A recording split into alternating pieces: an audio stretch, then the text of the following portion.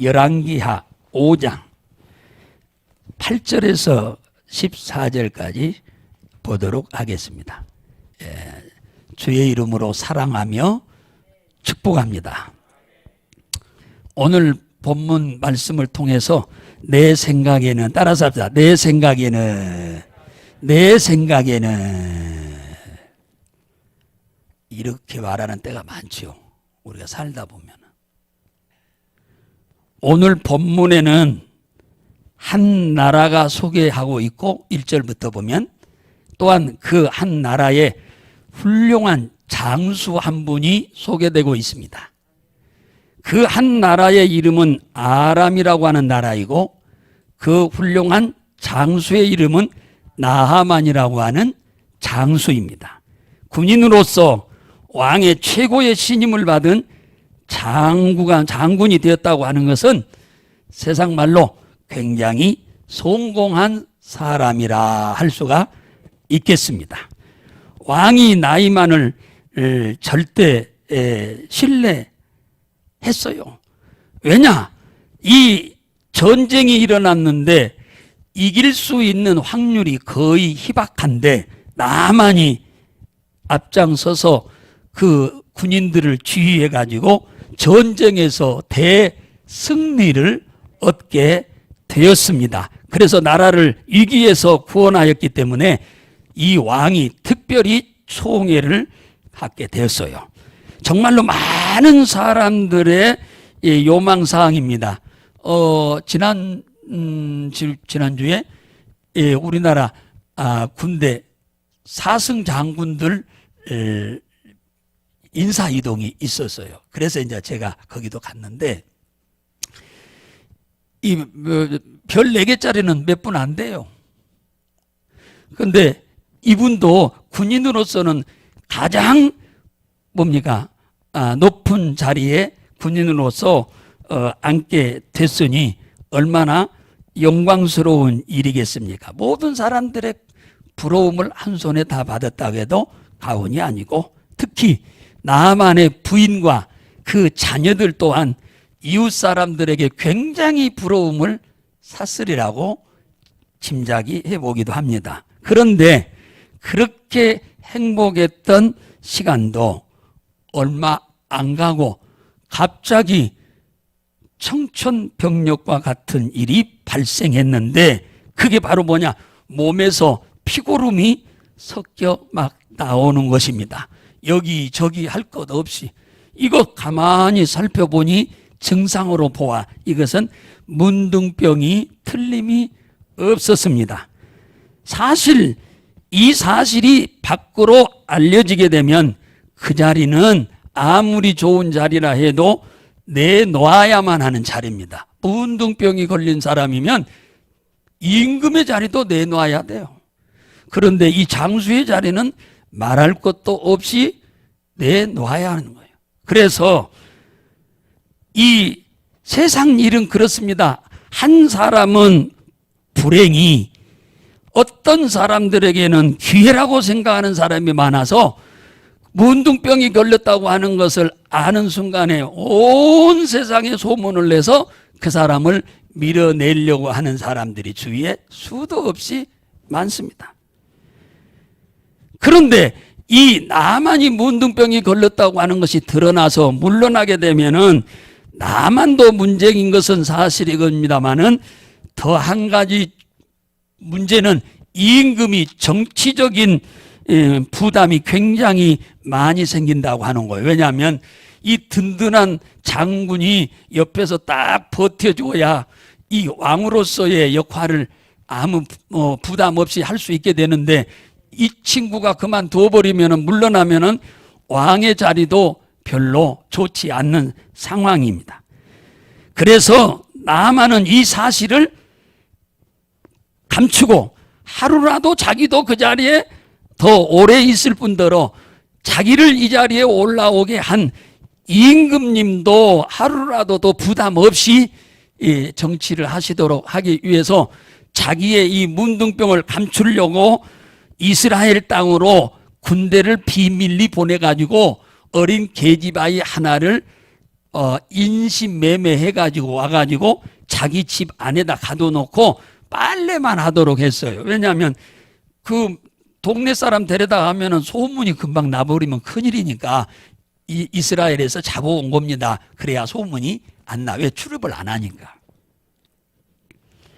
그런데 이 아이가 그 집에서 빨래를 쭉 하다 보니까 점점 피고름이 많이 옷에 묻어 있고 그 다음에 막 썩는 냄새가 나는 걸 보아 이스라엘 땅에서 듣고 본 경우가 있는데 그게 바로 문둥병이었습니다. 그래서 돈과 권세가 있음에도 그 집은 와보니까 하나도 즐거움이 없는 집이요. 왜? 집안에서 웃음도 하나도 없어. 기쁨도 하나도 없어.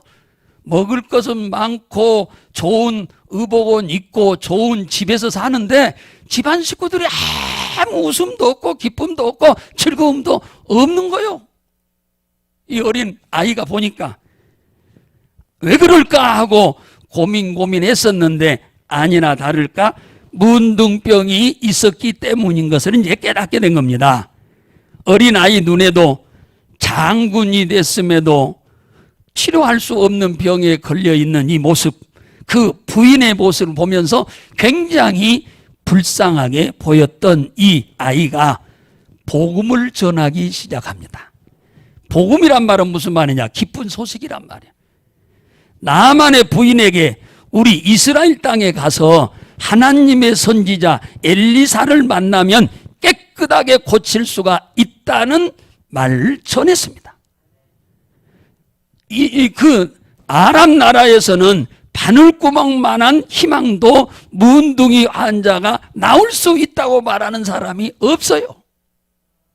완전 절망 가운데 있는데 이 계집 아이가 어리지만 이 아이가 이스라엘 땅에 가면 하나님의 선지자 엘리사가 있는데 그의 말을 들으면은 깨끗하게 나올 수 있다고 하는 이 말 한마디가 어떻게 보면 어린 아이의 철없는 아이의 그냥 쓸데없는 말이니 할 수도 있겠지만은 그 부인 나하만의 부인과 나하만은 이 말을 가뭄의 단비처럼 여기고 희망을 갖게 된 겁니다. 그래 나도 그러면 살 수 있겠구나. 나도 살 수 있는 길이 생겼네. 근데 문제가 있습니다. 이스라엘 땅은 아람 나라와는 원수의 나라입니다. 늘 으르렁대고 싸우는 나라예요. 그러니 거기 가면 나올 수 있다고는 하는데 어떻게 가냐 그 말이. 원수의 나라인데.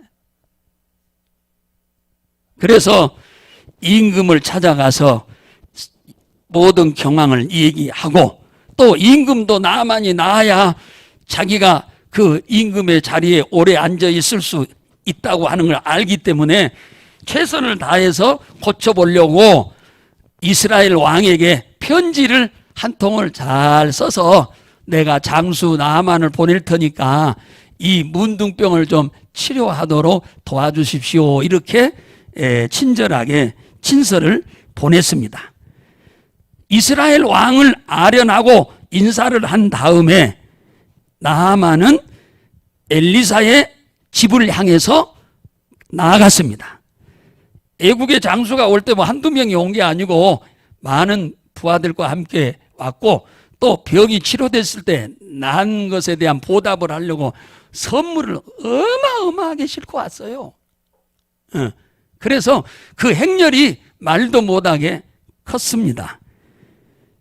그래서 나하만 장군의 행렬이 엘리사의 문에 도착하자마자 엘리사는 나가서 반긴 것이 아니고 대문을 갈아 잠궈놓고 자기의 종 게하시에게 나만한테 가서 이런 말만 전하고 대문을 닫아버리라고 그랬어요. 그게 뭐냐? 우리 선생님이 말씀하기를 당신이 요단강에 가서 7번 몸을 씻으면 나으리라고 하셨습니다 하고 문 닫아버리라고 그랬어요. 그래서 나가서 그 말 한마디 하고 문을 닫아버렸어요. 나만이 화가 잔뜩 났습니다.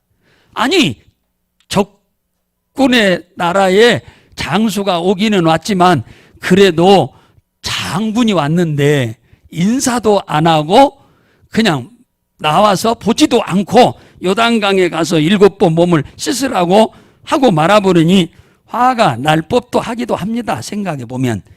그때에 오늘 11절에 나만이 오늘 이렇게 하는 말을 잘 여러분 보셔야 돼요.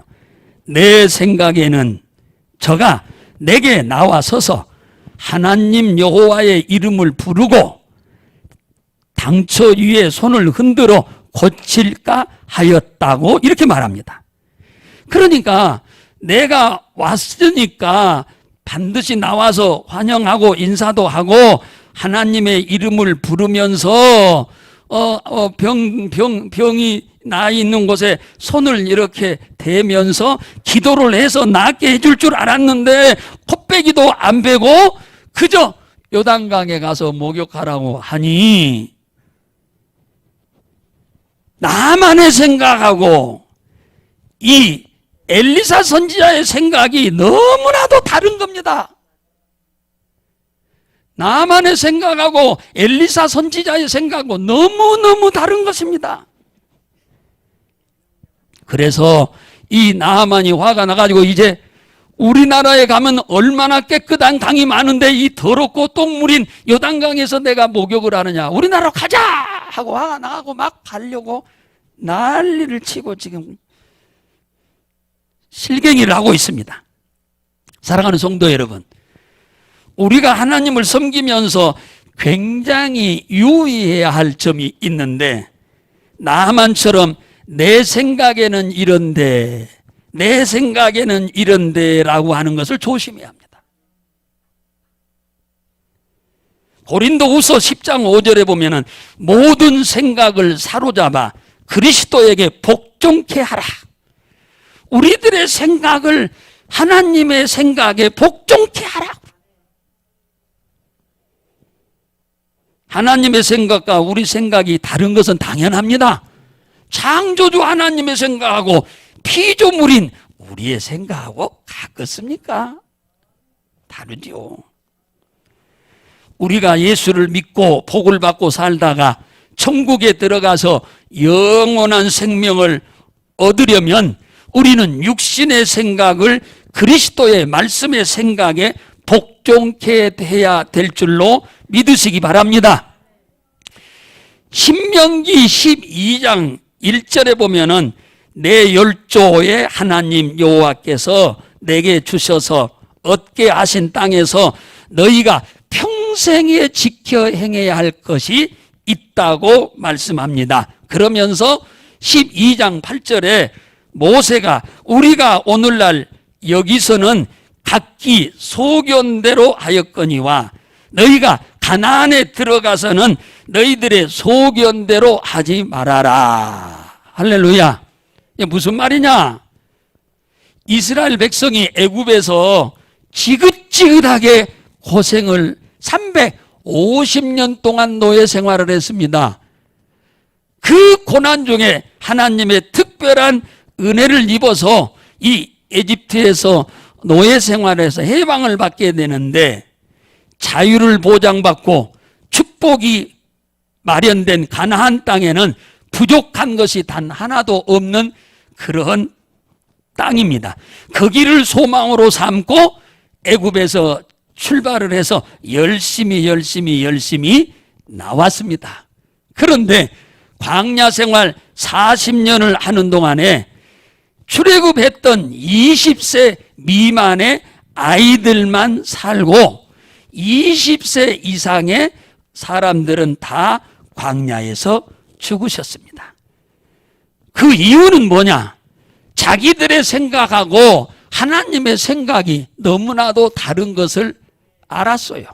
그러면 자기들의 생각하고 하나님의 생각이 다르면은 자기들을 출애굽시켜 주시고 노예에서 해방시켜 주신 그분의 생각에 자신들의 생각을 굴복시키면 되는데 이 출애굽한 사람들은 자기 생각하고 하나님의 생각이 다르면 무조건 원망하고 불평하고 거역하고 모세를 대항하고 싸우려고 했어요. 그래서 하나님이 그들을 다 광야에서 죽게 하고 말았습니다.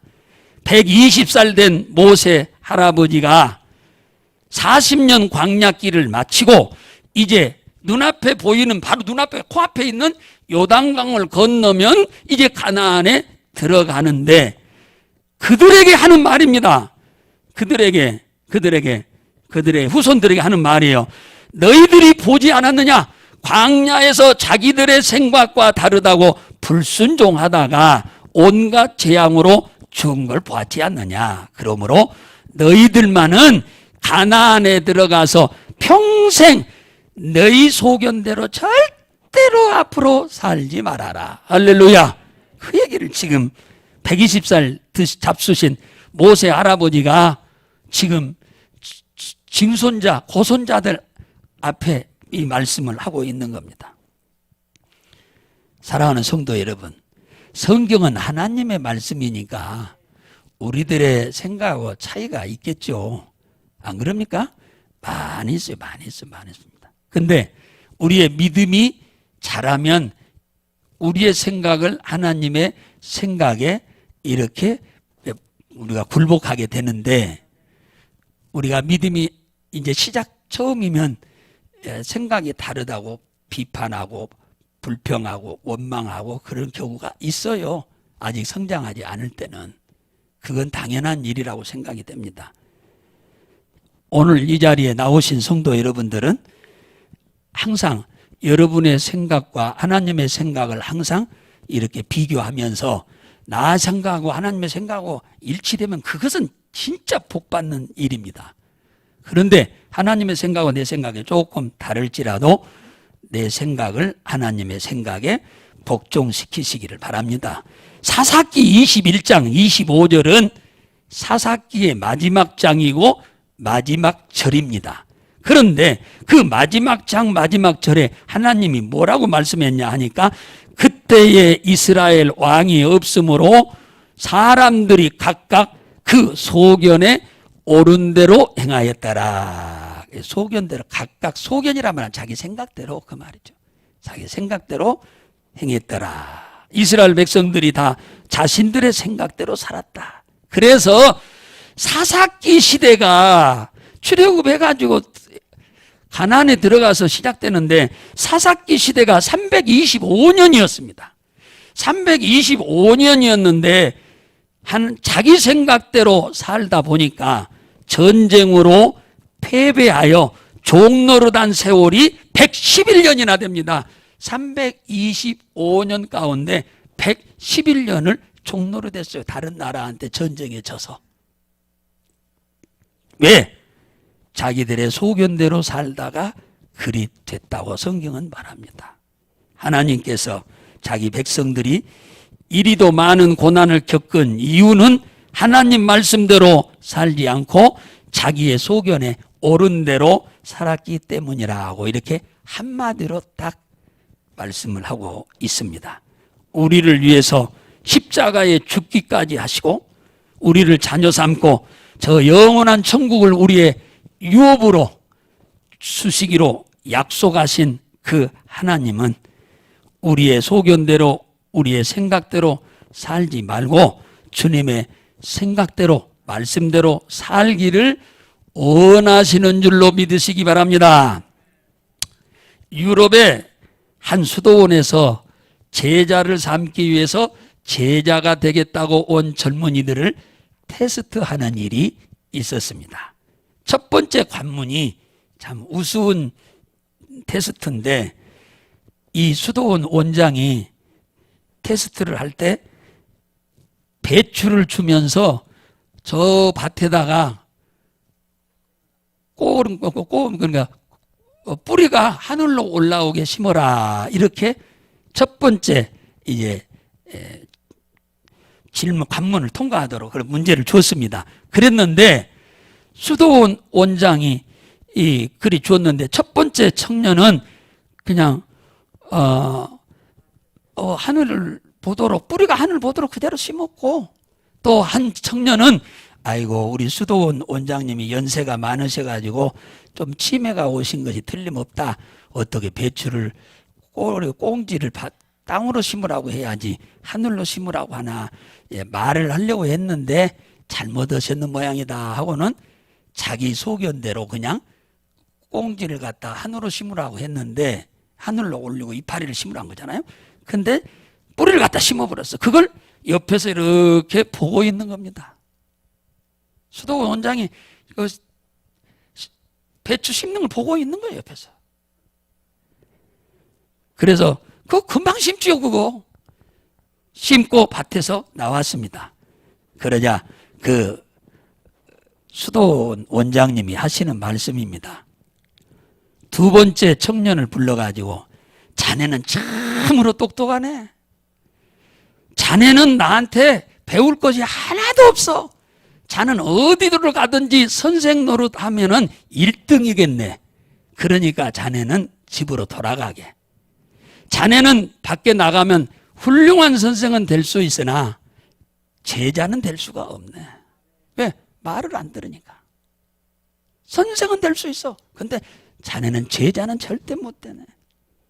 하고 돌려보냈다고 하는 이야기입니다. 여러분이 들어본 적도 있을 겁니다.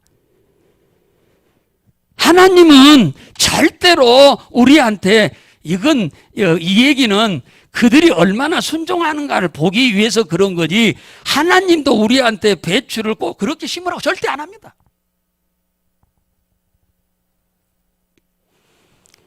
유다가 하나님을 거역함으로 바벨론의 침략을 당해서 재산도 빼앗기고 칼과 기근과 전염병으로 어마어마하게 죽었습니다.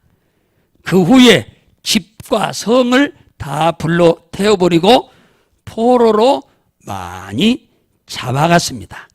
제일로 능력이 없는 사람들을 남겨놨는데 이들이 도대체 이곳에서 더 이상 살 수가 없는 거예요. 왜? 먹을 식량도 없고 전염병이 또 창궐하고, 그래서 애굽으로 내려가려고 이렇게 결심을 하고 다 준비를 하고 다들이 다른 데로 옮겨왔습니다. 예레미야가 있는 동네로 옮겨왔어요. 그리고는 예레미야한테 찾아와서 이런 부탁을 하는 거예요. 우리가 애굽으로 가려고 하는 준비를 하고 고향을 떠나서 당신이 살고 계시는 이 동네까지 왔는데 이것이 하나님이 생각에 옳다고 하는 건지 아니면 우리만 옳다고 생각하는 건지 모르니 당신이 섬기는 하나님, 우리가 섬기는 하나님께 기도해서 좀 물어보고 답 좀 주십시오라고 이렇게 질문을 해왔습니다. 예레미야 42장 5절에 보면 그들이 예레미야에게 이르되 우리가 당신의 하나님 여호와께서 우리에게 이르시는 모든 말씀대로 행하리이다. 6절에 우리가 당신을 우리 하나님 여호와께 보내면 그의 목소리가 우리에게 좋고 좋지 않음을 물론하고 청종하려 함이니 우리가 우리 하나님 여호와의 목소리를 청종하면 우리에게 복이 있으리이다. 이들은 굉장히 믿음이 있는 사람들 아닙니까? 믿음이 이 사람들은 보통 있는 사람들 아닙니다.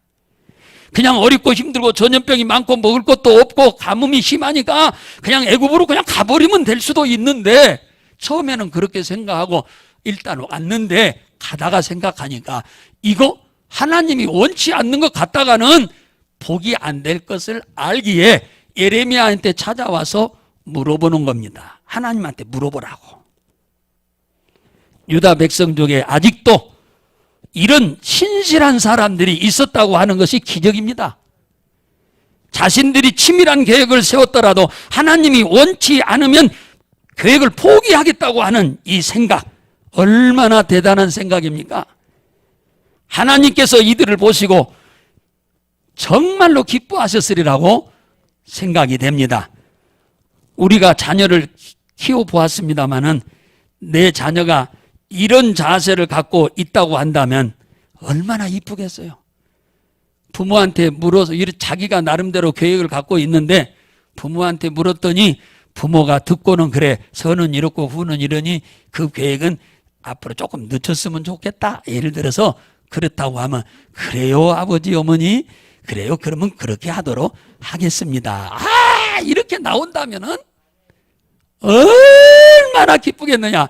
저는 이 메시지를 준비하면서 내 자식이 오늘 이 본문에 나오는 이 성도들과 같은 자세로 부모를 섬기고 하나님 섬긴다고 하면은 나는 너무 기뻐서 일주일을 밥 하나 안 먹고도 잠 안 자고도 행복할 것 같다 하는 그런 생각이 들었습니다. 우리가 하나님 기쁘게 해드리는 일은 그게 어렵고 힘든 일 아니에요. 내 생각하고 하나님의 생각하고 이렇게 비춰보니까 똑같네. 하나님이 원하는 일이네. 그러면 그냥 과감하게 하십시오. 할렐루야. 그러나 내가 하려고 하는 것 하나님 말씀하고 비춰보니 아이고 내가 조금 앞섰네. 그러면 좀 늦추세요. 할렐루야. 그럼 하나님이 우리 엄청나게 축복하실 줄로 믿습니다. 예레미야 35장 1절에서 17절에 보면 하나님이 예레미야에게 나타나서 이런 말을 합니다. 뭐라 그러냐? 너는 네갑 족속을 하나님의 집 방으로 데리고 가거라. 그 안에 포도주가 있을 것이니 그 포도주를 그들이 먹도록 해라. 그래서 예레미야가 그의 아들 그 다음에 아들들 여럿과 그 다음에 네갑 족속들의 자녀들을 데리고 그 하나님의 사람의 방 하나님의 방으로 들어갔어요. 그랬더니 아니라 큰 사발에 술이 가득 포도주가 차 있고 잔이 잘잘한 잔들이 몇 개가 있었어요. 그리고는 예레미야가 그걸 마시라 이렇게 얘기를 하는 거예요. 그랬더니 그가 하는 말입니다. 뭐라고 하느냐? 우리 손조 요나답이 우리에게 이르기를 너희는 너희 자손이 영원히 포도주를 마시지 말라. 그리하면 너희가 거하는 이 땅에서 생명이 길리라 했다는 거예요. 그래서 우리와 우리 아내와 자녀들은 평생 이 포도주 마시는 일을 안 하기로 결정을 한 지가 오래돼서 지금까지 그렇게 해왔으니 지금 우리에게 먹으라고 하는 이 포도주는 먹을 수가 없습니다 하고 거절을 딱 해버립니다. 그걸 하나님이 보시고 계셔 지금 얘기하고 있는 걸. 그래서 하나님이 뭐라고 하느냐? 너는 가서 유다 사람과 예루살렘 사람에게 이르라. 네갑 족속이 그의 조상 요나답이 자손들에게 포도주 마시지 말라고 한 것을 오늘까지 지켜 마시지 아니하거늘 너희는 내가 너희에게 부지런히 말하여도 듣지 아니하는구나. 네갑 족속은 그 할아버지 징조 할아버지가 얘기한 거 그대로 지금 지키고 있는데 너희들은 내가 직접 얘기해도 이렇게 말을 안 듣는구나. 그러므로 네가 그들에게 선포한 모든 재앙을 내리리라고 했다고 해라. 그리고 반대로 네갑 족속은 조상의 말에 순종한 네갑 족속은 내 앞에 영원히 끊어지지 않고 서리라. 할렐루야. 그 말은 무슨 말이냐? 내 앞에 와서 예배 드리면 예배 받고 기도하면 기도 받고 그리고 너희들 축복하겠다 그 얘기 올시다.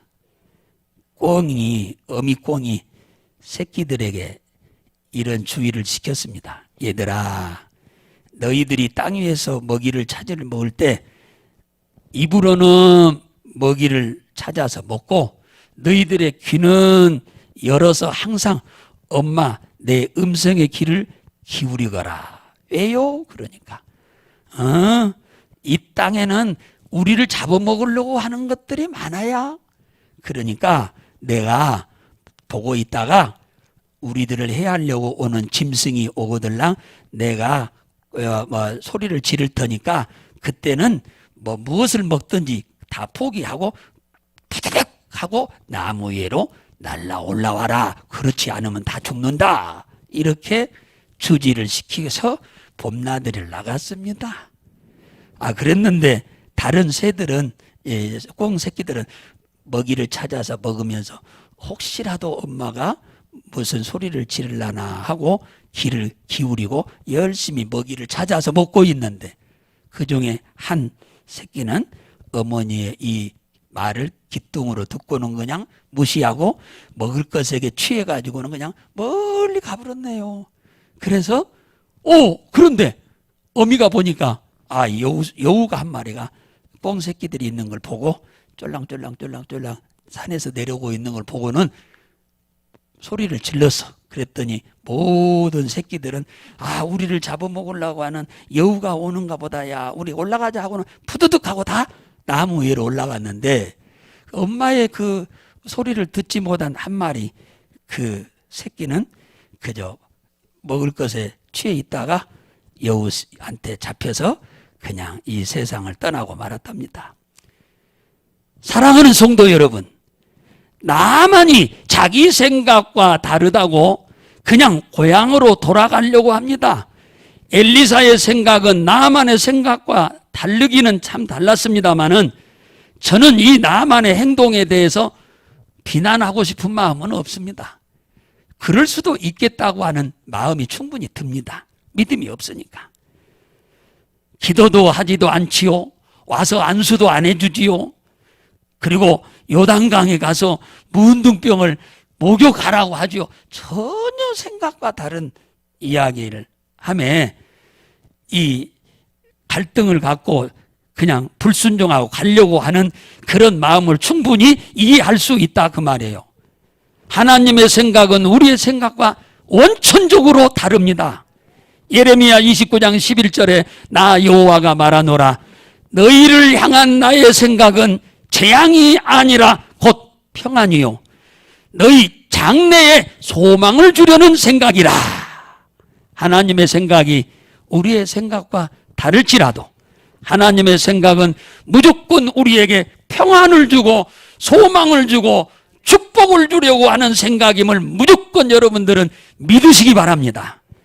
나아만은 자신의 종들의 생각이 옳다고 생각하고 돌아가려고 하다가 하도 그 종들이 붙잡고 오늘 13절에 붙잡고 이 문둥병 고치러 왔지 대접받으러 왔습니까? 문둥병 고치는 것이 목적이지 무슨 요단강이니 뭔강이 그게 무슨 소용입니까? 순종 좀 합시다.